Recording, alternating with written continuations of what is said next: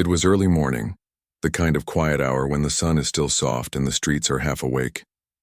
Denise walked out of the hospital parking lot, her blue scrubs wrinkled from a long overnight shift. She had been on her feet for nearly 12 hours, helping patients, comforting families, and trying to stay strong through the exhaustion that always came with her job. All she wanted now was a cup of coffee and a few minutes of peace before heading home. The small convenience store on the corner had become her routine stop. The clerk knew her by face, always greeting her with a sleepy smile and a nod. Denise moved slowly through the aisles, picking up a coffee and a sandwich for later. She paid, thanked the clerk, and stepped outside, letting the crisp morning air touch her face. As she reached her car, a police cruiser pulled up beside her. The sound of the tires crunching against the gravel made her pause. The officer inside rolled down his window, eyeing her with a look that made her uneasy. She didn't know why, but something about the way he stared felt off. He got out of the car and approached her slowly. "Ma'am," he called out in a sharp tone, his hand resting near his belt. "What are you doing out here this early?" Denise frowned, confused by the question. She held up her coffee cup slightly, trying to stay polite. "Just got off work. I'm heading home." "Where do you work?" he pressed. "At the hospital down the street," she said quietly. He looked her up and down as if searching for a reason not to believe her. "Got some reports of suspicious activity around here. You fit the description." Her heart skipped. "What description?" she asked. He didn't answer. Instead, he took a step closer, his tone growing harder. "I'm asking the questions here. Can I see some ID?" Denise felt her hands tremble slightly as she reached for her bag. She'd dealt with tired and angry patients before, but this felt different. She could sense the tension in his voice, the way his eyes narrowed like he was looking for trouble. She found her wallet and held it out to him. "Step away from the vehicle," he ordered. She did as he said, standing by the hood of her car while he looked at her license. The street was still mostly empty, but a few people nearby began to notice what was happening. A man waiting at the bus stop stopped scrolling on his phone and watched. Another woman walking her dog slowed down, whispering something to herself. Denise could feel all their eyes on her. Her chest tightened. She had done nothing wrong, yet somehow she was being treated like she had. "I don't see any hospital badge," the officer said, squinting at her license. "It's in my car," Denise said. "I took it off when I left work." "It's right on the seat." "Don't move," he snapped. His voice was so loud that it startled her. She froze where she stood, clutching her coffee cup like it was the only thing keeping her grounded. "I just said it's in the car." She tried to explain again, her voice shaking slightly. "Are you arguing with me now?" he barked, stepping closer. "No, I'm not. I'm just—" Before she could finish, he reached out and grabbed her arm. The sudden force made her spill her coffee onto the pavement. She gasped in pain, the hot liquid splashing near her shoes as he twisted her wrist behind her back. "Hey! What are you doing?" Someone from across the street shouted. Denise struggled to stay calm, her voice breaking as she tried to speak. "Please, I didn't do anything." "You're hurting me." The officer ignored her, pushing her against the side of her car. Her heart pounded so fast it was hard to breathe. She felt the metal of the car door press into her cheek, and all she could think was how quickly everything had changed, from a peaceful morning to this chaos. "Stop resisting," the officer muttered through clenched teeth. "I'm not resisting," she cried out, tears filling her eyes. The sound of phones clicking open and recording filled the air. Several bystanders had pulled out their phones, capturing what was happening. The man at the bus stop yelled again for the officer to stop. Another woman called out that she was recording everything. Denise could feel her face burning with embarrassment and fear. She was a grown woman, a nurse who had spent her life helping others. Now she was being treated like a criminal for no reason. The officer's grip tightened as he reached for his radio. "I've got a possible suspect refusing to comply," he said into it. That single sentence hit her like a slap. Refusing to comply? She hadn't even raised her voice until he grabbed her. She looked around helplessly, hoping someone would step in. A young man walked closer but stopped when the officer glared at him. "Sir, please step back," the officer barked again, his voice echoing through the quiet morning. Denise's phone buzzed in her pocket. She tried to reach for it, but the officer shoved her hand away. It buzzed again, longer this time. It was her husband, Elijah. Every morning he called her around the same time to check if she was on her way home. One of the bystanders, a middle-aged woman holding her phone, noticed the vibration. "Her phone's ringing," she said. Maybe it's her family. Don't touch her stuff, the officer ordered, turning his glare toward the woman, but the woman ignored him and carefully took the phone out of Denise's pocket before he could stop her. She answered quickly, her voice shaky. Hello? Yes, someone's calling for her. She's being arrested or something. She's crying. Elijah's voice came through the line, alarmed and sharp. Where are you? What's happening? The woman quickly explained what she saw: the convenience store, the police car, the officer pinning Denise against her vehicle. She tried to describe the location before the officer demanded she hang up. But by then, Elijah already knew enough. He lived just a few minutes away. Within seconds of hanging up, he was in his car, speeding down the road. His hands gripped the steering wheel so tightly his knuckles went white. His mind was racing, fear, anger, disbelief all tangled together. Back at the scene, the officer was still holding Denise against her car, his expression cold and unbothered. Denise's tears had dried into silent exhaustion. She didn't say a word now. She just stood there staring at the ground, wishing she could disappear. The same bystanders who had started recording were now calling out louder, demanding that the officer let her go. One man shouted, "You can't just grab people like that." "She didn't do anything." Another yelled that he had the whole thing on video. The officer turned briefly toward them, his jaw tightening. "Back off or you'll be charged for interfering with police work." But none of them backed off. Denise, shaking, whispered, "Please, I just want to go home." Just then, a black sedan screeched to a stop across the street. The driver jumped out so fast the door swung wide open. It was Elijah. He didn't even close the car door as he ran toward them. His voice carried through the air. "What's going on here?" The officer turned, surprised by the sudden appearance of a tall man in a suit, his face burning with fury. Elijah's voice rose, filled with both fear and command. "That's my wife. Take your hands off her now." The officer hesitated. The energy around them shifted instantly. Everyone could feel it. The authority in Elijah's tone, the way he walked straight toward them without hesitation. Denise looked up, her eyes wide with relief and disbelief. "Elijah," she whispered. He stopped right in front of the officer, just inches away, and locked eyes with him. "Badge number," Elijah demanded quietly but firmly. "Right now," the officer blinked, startled. "Sir, step back." "No," Elijah said flatly. "You assaulted my wife. I'm her attorney. And you just made the biggest mistake of your career." The crowd gasped. Some started whispering. Others held their phones higher to keep recording. The officer's expression changed, suddenly less confident, more uncertain. Denise finally felt her body loosen as Elijah gently took her arm, guiding her away from the police car. She winced in pain, and he immediately noticed the red marks on her wrist. His anger deepened, but he stayed calm, his voice low and steady. "You're done touching her," Elijah said to the officer. "You're going to stand right there and wait because we're about to make this official." The officer tried to speak, but Elijah cut him off. "Save it for court. You're going to need it." Bystanders murmured in disbelief. One of them whispered that the man must be a lawyer. Another said he looked like someone who meant business. The tension was thick, but Denise finally felt a small wave of safety return as Elijah wrapped his arm around her shoulders. He reached into his pocket and pulled out his phone, recording the officer directly. "Say your name and badge number," he repeated. The officer stayed silent. "That's fine," Elijah said coldly. "It's all on camera anyway. We'll handle this the right way." As he helped Denise into his car, Elijah glanced at the crowd and gave a small nod of gratitude. The people who had filmed the encounter nodded back, silently showing support.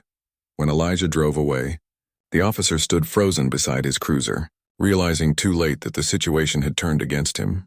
The bystanders stayed behind, still shaken, some still recording as the cruiser's lights flickered uselessly in the morning sun. Inside the car, Denise leaned against the seat, silent tears sliding down her face. Elijah reached over and took her hand gently.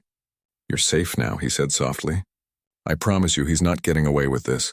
She looked at him, eyes full of trust and pain, and whispered, "I just wanted to go home." Elijah's jaw tightened. "You will," he said, "but not before justice starts." As the city woke up around them, the day that began like any other was about to become one that no one in that neighborhood would ever forget.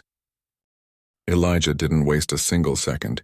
The moment he helped Denise into his car, his mind was already racing, figuring out the fastest way to get her out of danger and make sure the officer faced consequences. He could see the pain in her eyes, the exhaustion that had nothing to do with her night shift. It was fear, anger, humiliation, all mixed together. Her hands shook slightly as she clutched her coffee cup, now empty and stained, but he didn't comment. He knew words weren't needed right then. She needed him to act, not to speak. He started the engine, keeping a steady hand on the wheel even as his heart pounded. "Where exactly is the nearest courthouse?" he asked calmly, though inside he felt a rush of adrenaline. Denise gave him the directions without speaking. She was still processing what had just happened, unable to say much. The officer's hands on her arm, the crowd staring, the sudden appearance of Elijah. It all felt like a dream she couldn't wake from. The city streets were surprisingly quiet for a morning, but Elijah noticed cars slowing down as they passed the intersection where the incident had happened. He caught glimpses of people standing on the sidewalks, looking at them, phones in hand, and some nodding in understanding or concern. A few waved, giving small supportive gestures. It was a strange comfort for Denise to see that others had witnessed what had happened and understood, without saying a word. Elijah didn't look at her directly, but he spoke softly. "We're going to make sure this doesn't go unanswered. You're not alone in this." Denise nodded slightly, finally letting herself exhale. She leaned back, closing her eyes for a moment, letting the car's motion soothe her racing mind. She wanted to cry, but the tears were heavy, so she held them back. Elijah's presence was grounding. He had always been calm in stressful situations, but today, he was a storm contained in a composed body. She trusted him completely. As they drove, Elijah made a call on speakerphone to his assistant. He didn't bother with pleasantries. "Get everything ready. We might have to move fast. My wife has just been assaulted by a police officer. I need witness statements, video evidence, and anything else we can gather right now." The voice on the other end responded quickly, almost nervously. "Yes, sir. I'll start contacting witnesses and getting video files immediately." "Should I contact media?" "No, not yet," Elijah said firmly. "We handle this carefully. We need control before it goes public." He ended the call, turning back to Denise. "We'll make sure the story gets out, but on our terms. Right now we focus on safety and evidence." Denise appreciated that. She had seen too many stories online where things spiraled out of control and the victims were blamed. Elijah's plan made her feel like they had a chance, a real one.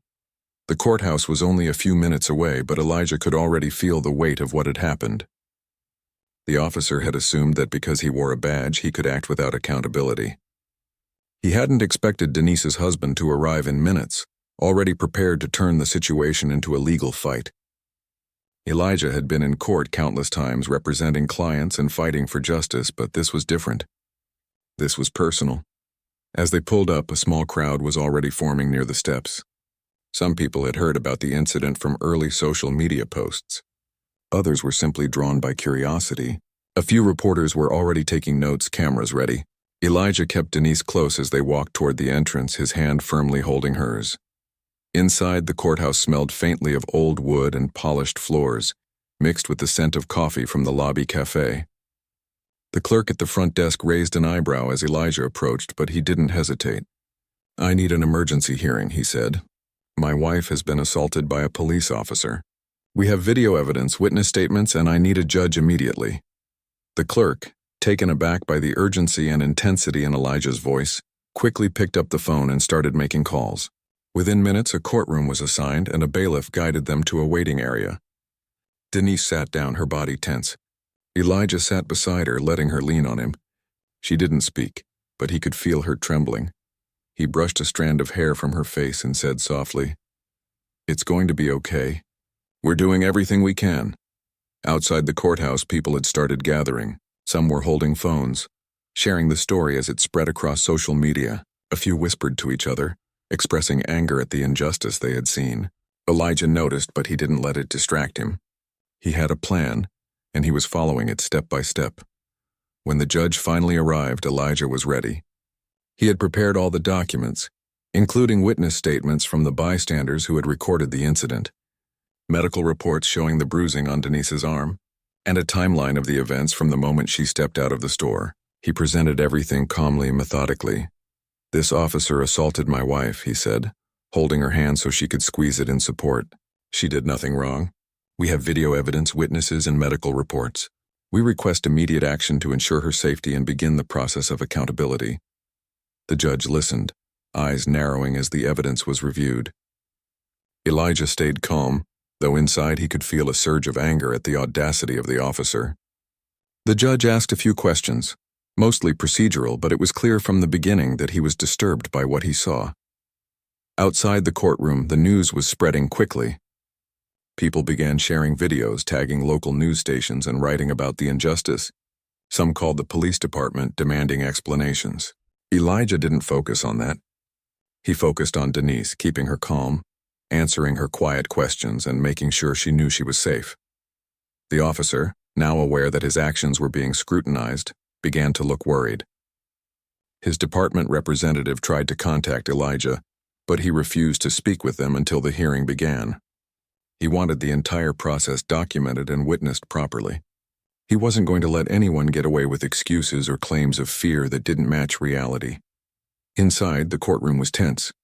The judge reviewed the evidence, watched the videos, and listened to the witnesses. Each detail Elijah presented added weight to the case. He explained how Denise had been going about her morning routine, how she had complied with every instruction, and how the officer had escalated the situation unnecessarily. He stayed focused, calm, and precise, ensuring nothing could be misinterpreted. Denise sat beside him, still shaken, but each word he spoke made her feel stronger. She realized that she wasn't just a victim. She was part of a fight for accountability, for fairness. The power of her husband's presence, his preparation, and his unwavering support gave her courage. The judge paused, clearly disturbed by the footage and testimonies. He asked the officer's side to respond, and for the first time, the officer seemed uncertain. His explanation didn't match the evidence, and the judge pointed out inconsistencies in his story. It became clear that he had acted without justification, relying on authority rather than law. Elijah observed quietly, letting the judge connect the dots. He didn't raise his voice, didn't need to.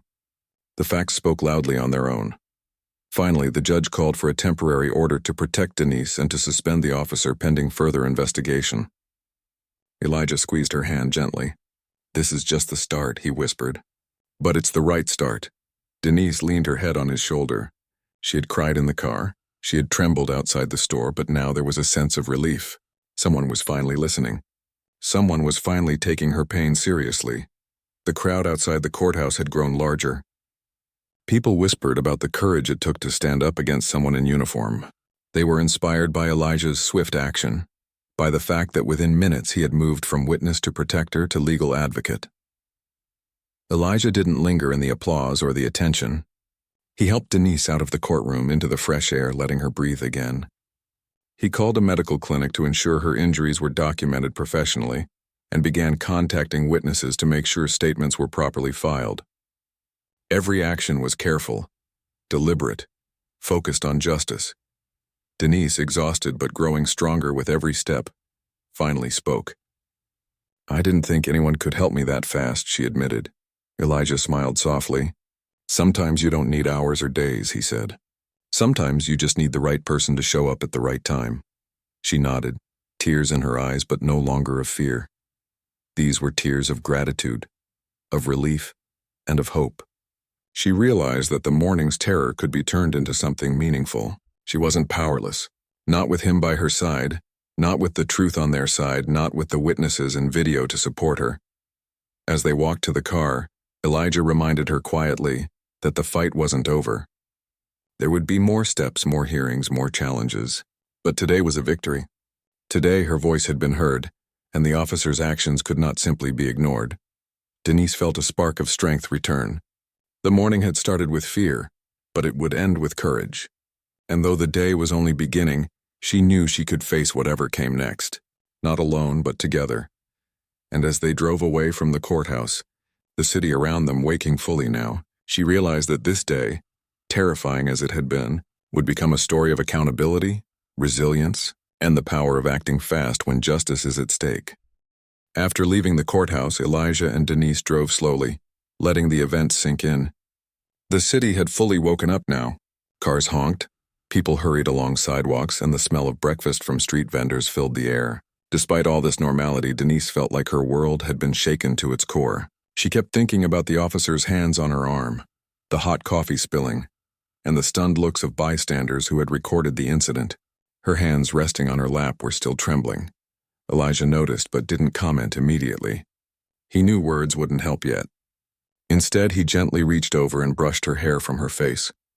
"You did everything right," he said softly. "You stayed calm. You didn't escalate. I'm proud of you."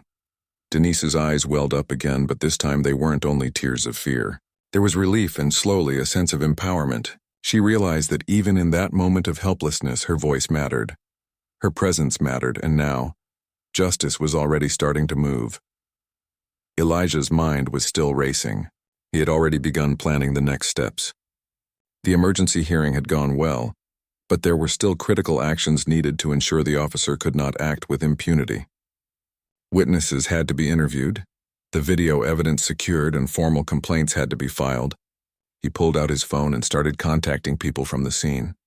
The first person he reached was a young man who had been at the bus stop. His name was Darren, and he had recorded the incident on his phone.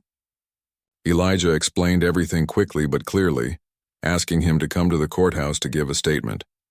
Darren agreed immediately, clearly shaken but determined to help. Elijah felt a surge of gratitude.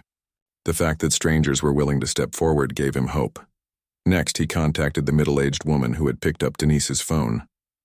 She explained everything that happened during the call with Elijah and confirmed she had captured footage of the officer's assault. Elijah told her to stay available for the authorities and thanked her profusely. He knew that without these eyewitness accounts, proving misconduct could be more complicated. Meanwhile, Denise was quietly listening, processing how quickly things were moving. She had been terrified minutes earlier, feeling trapped and powerless. But now she realized she was part of a larger story, a story that could make a difference for others who might face the same kind of abuse. She squeezed Elijah's hand and whispered, "I can't believe how fast you moved." He smiled faintly but didn't let her words distract him. "We have to. If we don't act now, evidence can disappear, witnesses can forget details, and the officer could try to rewrite the story. 10 minutes can make all the difference in situations like this," Denise nodded. She felt comfort in his decisiveness. For years she had relied on her own skills to care for others. But now she realized that sometimes protection and advocacy required someone else to act just as fiercely. She leaned back in her seat and let herself breathe, though her thoughts still lingered on the incident. By mid-morning, they were back at the courthouse, this time meeting with a deputy and a clerk who had prepared witness statement forms. Elijah guided Denise through the process, helping her describe the event step by step, making sure every detail was accurate. The bruising on her wrist and arm was documented carefully, and photos were taken for the official record. Each moment of testimony, each detail filled out, gave Denise a sense of control she hadn't felt before. She realized that while the assault had been terrifying, the act of documenting it, standing up, and having witnesses behind her was empowering. She wasn't just a victim. She was part of holding someone accountable.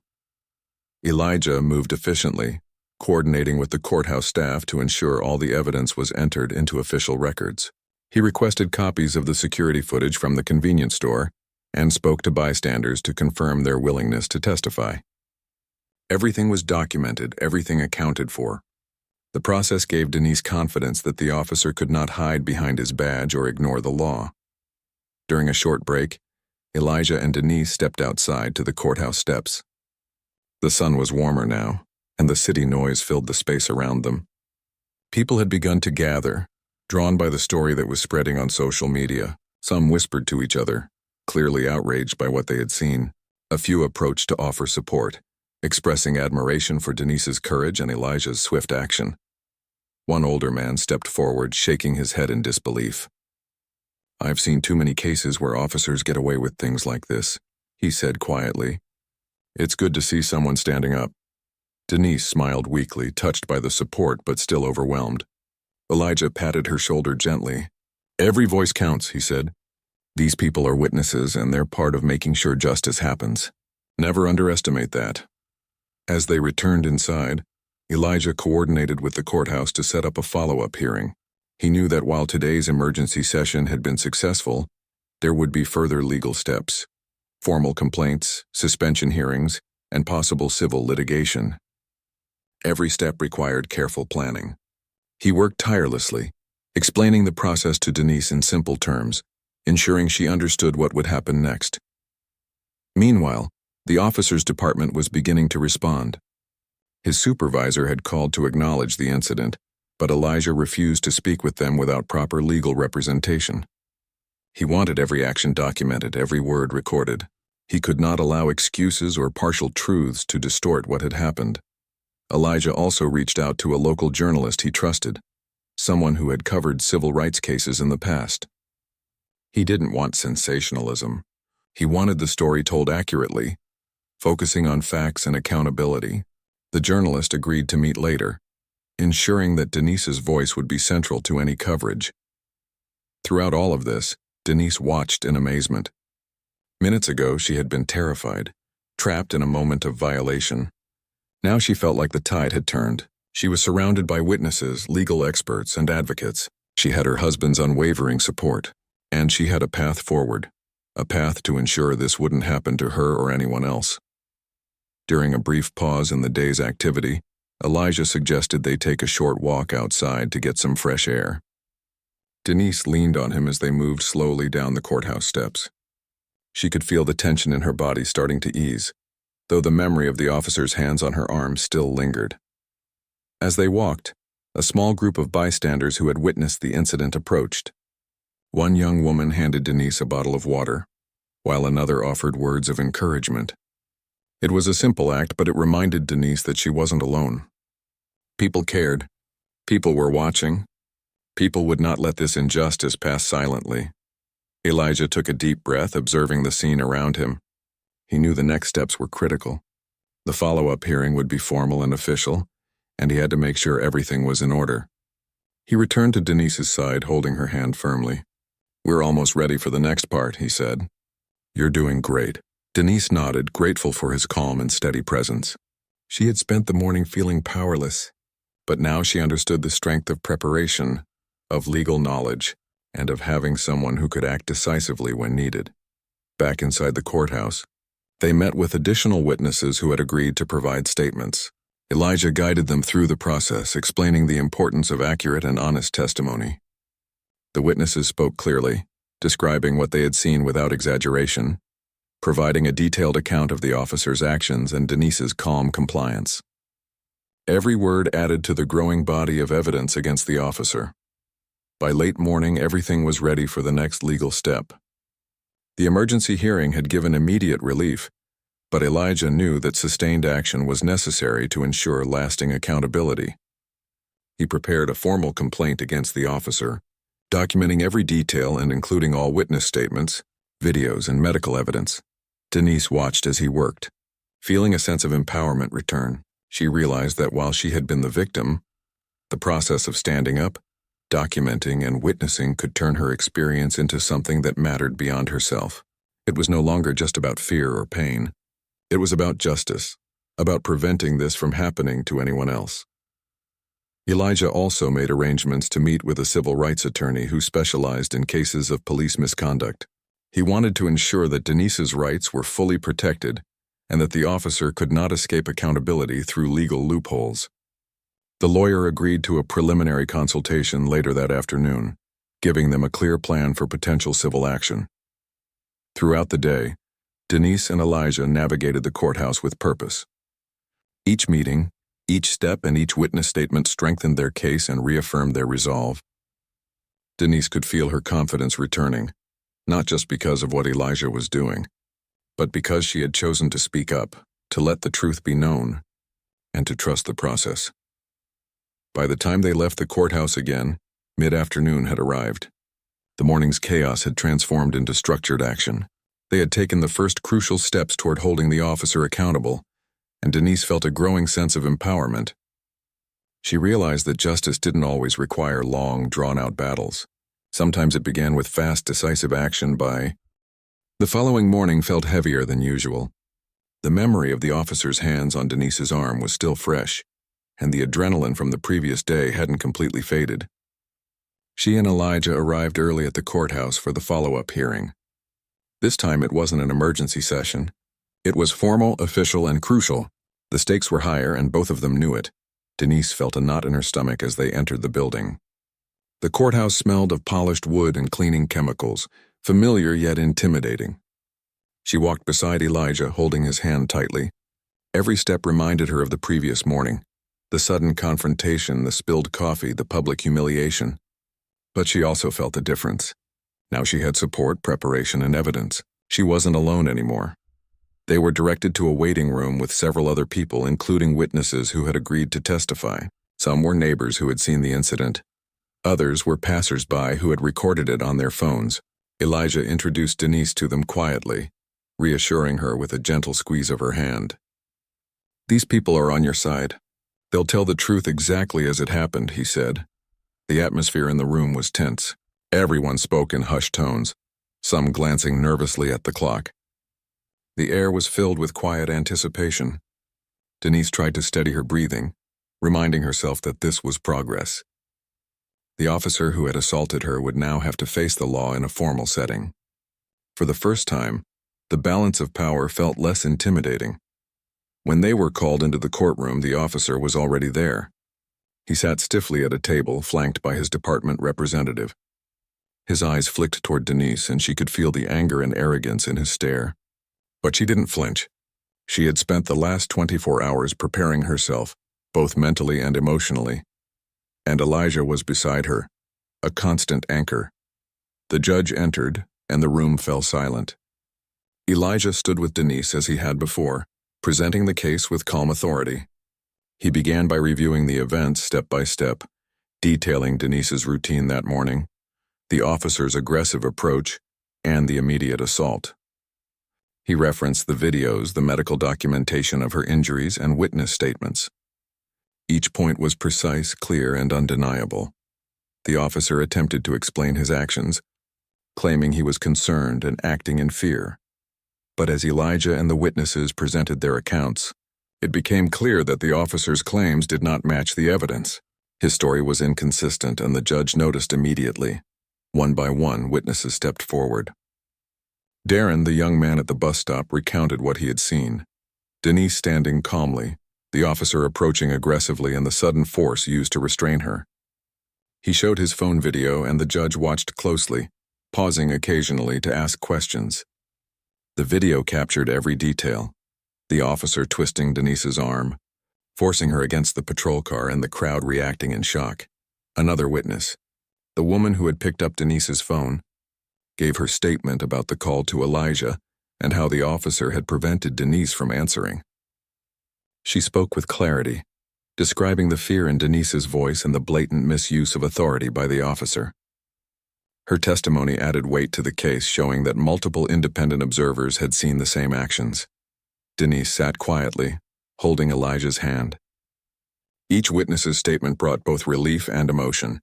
She felt a sense of justice beginning to form around her, and it gave her courage. She realized that the humiliation she had felt the day before could now be transformed into a record of truth, one that could prevent the officer from acting this way again. The judge leaned forward, his expression serious.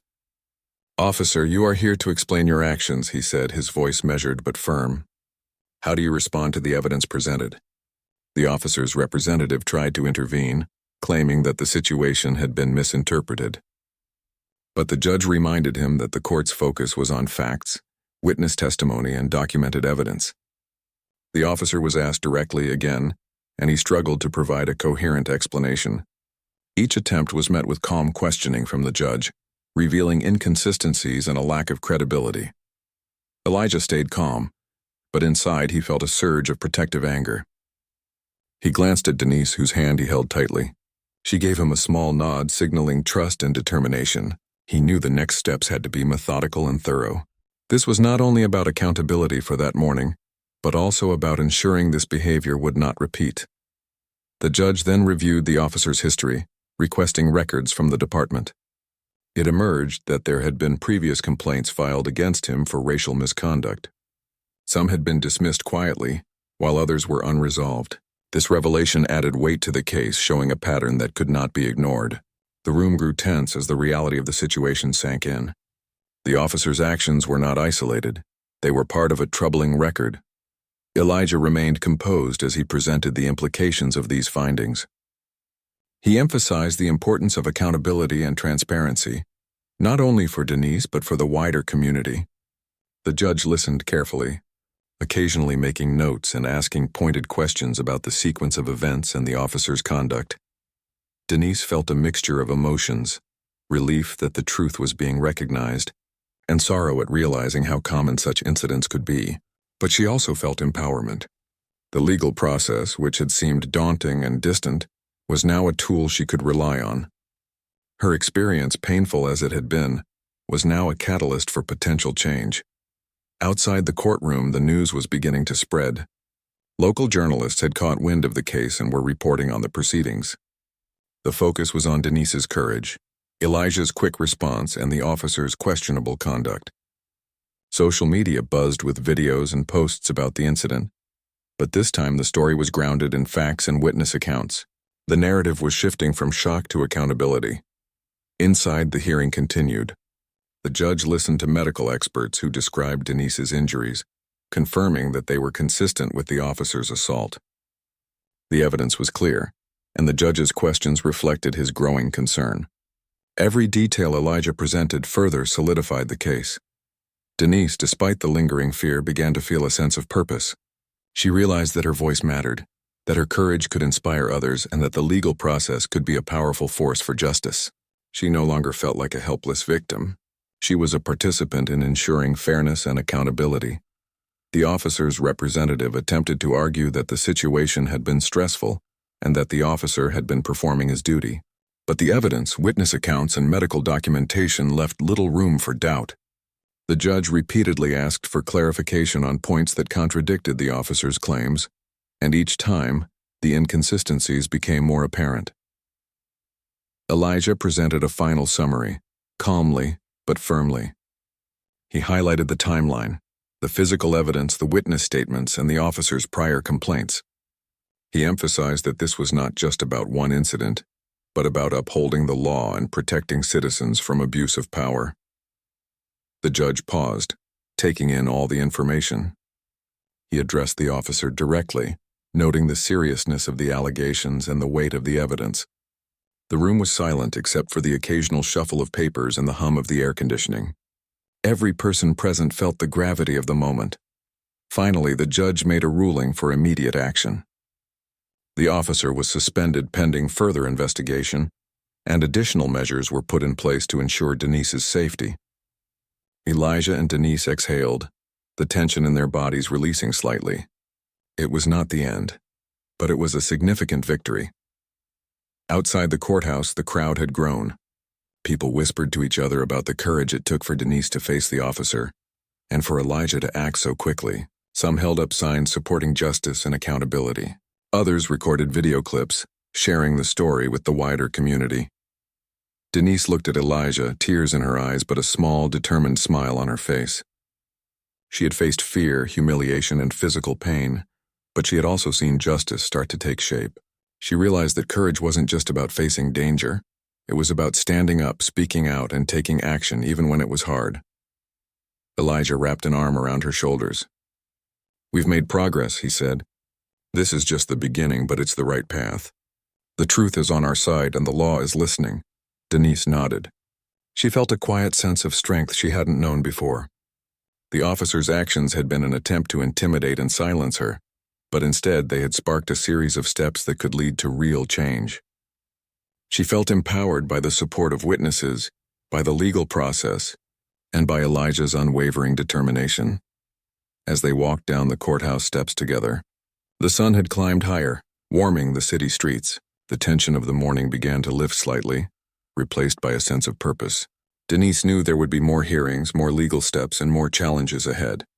But she also knew that the first steps toward justice had been taken, and that courage and action could make a difference. For the first time since the assault, she felt a spark of hope. The road ahead would not be easy, but with truth, evidence, and support, she realized that,